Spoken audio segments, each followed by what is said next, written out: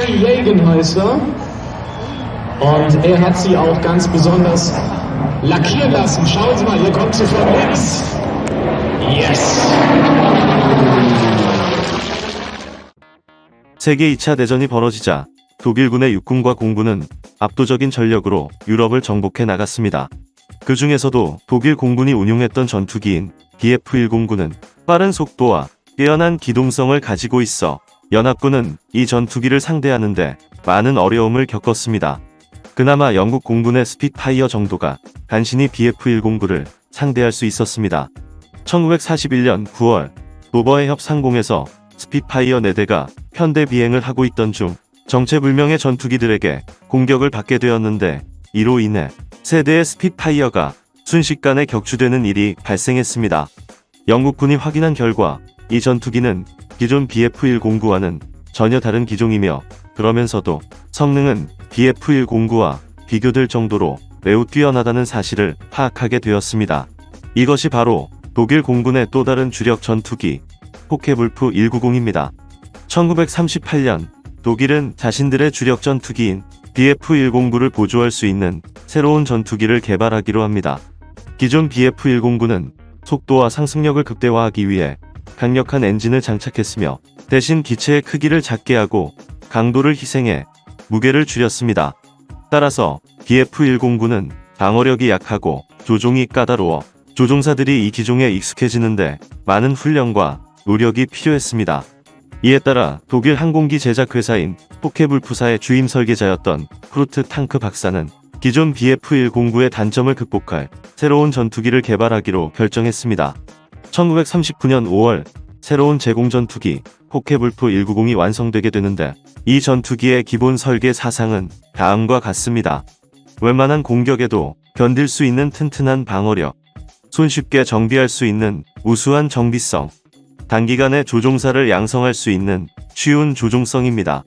포케불프 190이 BF-109와 가장 비교되는 점은 바로 엔진인데 BF-109가 당시 주류였던 순행식 엔진을 사용했던 반면 포케불프 190은 공냉식 엔진을 장착했습니다.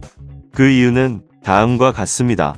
순행식 엔진은 BF-109에 우선 공급되기 때문에 수급이 어렵다.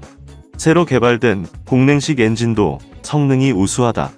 피탄시 공냉식 엔진의 생존성이 좋다. 이러한 이유로 최초 1550마력의 BMW 139 공냉식 엔진을 장착하고 시험 비행을 시작한 포케불프 190은 중간에 성능이 개선된 BMW 801 엔진으로 교체하여 신뢰성을 높였고 날개의 폭도 넓히며 점차 완성도를 높여나갔습니다. 이렇게 테스트기의 비행 시험을 실시하던 중 독일 공군의 관계자들은 포케불프 190의 비행 성능을 확인하고 매우 놀라게 됩니다.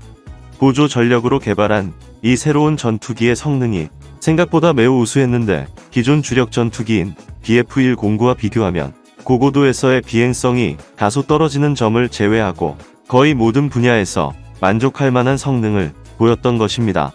그리하여 1941년 독일은 포케불프 190을 본격적으로 양산하기 시작했습니다. 포케불프 190의 등장에 당황한 영국은 자신들도 성능이 향상된 새로운 전투기를 개발하기로 했지만 문제는 짧은 기간 안에 전투기의 성능을 획기적으로 향상시키기에는 시간이 부족하다는 것이었습니다.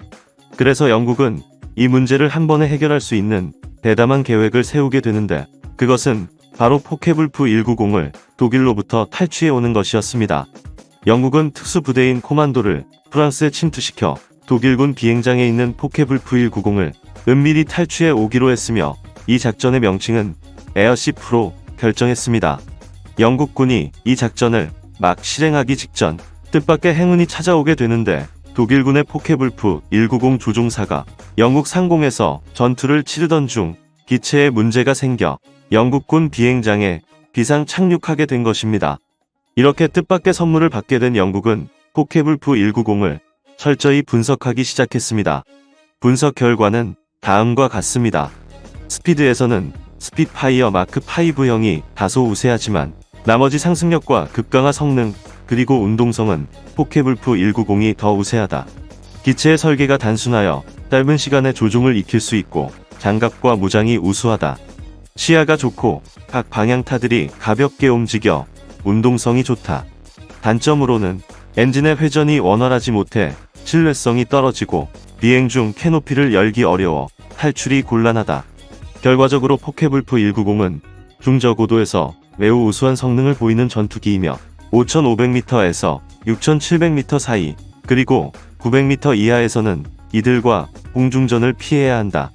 이렇게 철저한 분석을 마친 영국군은 성능이 향상된 스핏파이어 마크 9을 개발하고 나서야 포케불프 190과 어느 정도 공중전이 가능하게 되었습니다. 포케불프 190은 기체 크기에 여유가 있고 기본 골격이 튼튼했기 때문에 다양한 용도로 개량이 가능했습니다. 따라서 원래의 제공 임무 이외에 다른 여러 목적으로 사용되었는데 그중 하나가 바로 지상 공격형입니다. 독일군은 기존 융커스 87 슈투카 급강하 폭격기를 사용하고 있었지만 이 기체가 노후화되면서 공격 효율이 떨어지자 이를 대체하기 위해 포케불프 190을 개량하기로 했습니다. 지상 공격형인 포케불프 190F는 적의 대공화기로부터 기체를 보호할 목적으로 동체하부와 연료탱크, 착륙장치 등의 장갑판을 추가해 무게가 360kg 정도 늘어났으며 기체에 500kg의 폭탄을 장착할 수 있었습니다. 지상 공격형에 사용되는 폭탄은 일반 고폭탄, 장갑을 관통하는 철갑폭탄, 신관을 조절하여 공중에서 폭발하는 파편폭탄, 폭탄 안에 수많은 자탄이 있어 넓은 지역을 초토화할 수 있는 집속탄 등이 있었습니다. 그리고 일부 기체에는 어뢰를 장착하여 뇌격기로도 사용하려 했으나 실전에는 투입되지 않았습니다.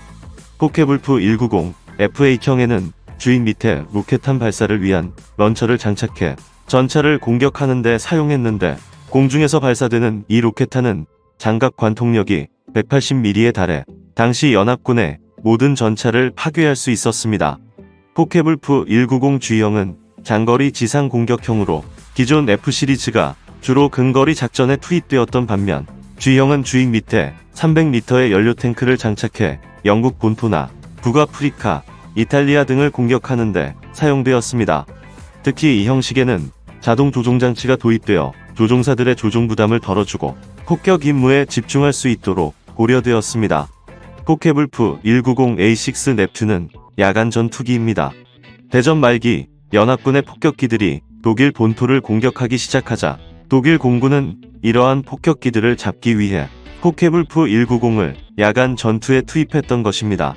작전 개념은 야간에 연합군의 폭격기들이 상공에 나타나면 지상의 방공부대가 강한 서치라이트를 비춰주고 이때 운동성이 뛰어난 포케불프 190이 등장해 이들을 사냥하는 것입니다. 이 전투기는 야간에 작전을 하는 만큼 기체의 초보적인 수준의 수색용 레이더가 장착되었으며 이를 통해 대략적인 적의 방향을 파악할 수 있었습니다. 포케불프 190은 제작 초기에 공냉식 엔진을 사용했기 때문에 순행식을 사용하는 BF109보다 고공 전투 능력이 떨어진다는 단점이 있었습니다. 따라서 1944년에는 이러한 단점을 보완한 포케불프 109D9이 개발되었습니다. 이 기종은 1770마력의 유모 213 순행식 엔진을 장착해 상승력과 선회 능력 등 모든 면에서 우수한 능력을 보여주었으며 최고속도도 680km에 달했습니다. 이렇게 뛰어난 성능을 보인 D9형은 대전 말기 연합군 최고의 전투기라 할 수 있는 PU-11 무스탕과 거의 대등한 능력을 보였습니다. 연합군의 공격에 전선이 밀리게 되자 포케불프 190의 개발자 프루트 탕크 박사는 연합군 전투기를 압도할 수 있는 궁극의 전투기를 개발하기로 결정했습니다. 그래서 포케불프 190D형을 기본으로 해 기술을 전방으로 77cm 늘리고 날개의 폭도 11m로 대형화한 DA-151을 개발했습니다. 이 전투기는 보통 9,000m의 고도에서 시속 750km의 속도를 낼 수 있으며 파워부스터를 사용할 때에는 12,500m에서도 765km를 낼 수 있었습니다. 당시 TA-152는 프로펠러 전투기가 구현할 수 있는 최고의 성능을 보일 수 있다고 평가되었지만 전쟁이 곧 끝나게 되면서 전쟁의 판도에는 영향을 미치지 못했습니다. 포케불프 190 이 전투기는 최초 보조 전투기로 계획되었지만 생각보다 성능이 너무 우수했던 관계로 전쟁 기간 동안 총 2만 대 정도가 생산되었으며 34,000대가 생산된 BF109와 함께 독일 공군의 주력 전투기로 활약했습니다. 포케불프 190은 독일 공군의 수많은 에이스들을 탄생시켰고 연합군에게는 그 존재만으로도 공포의 대상이었던 유럽 하늘의 지배자였습니다.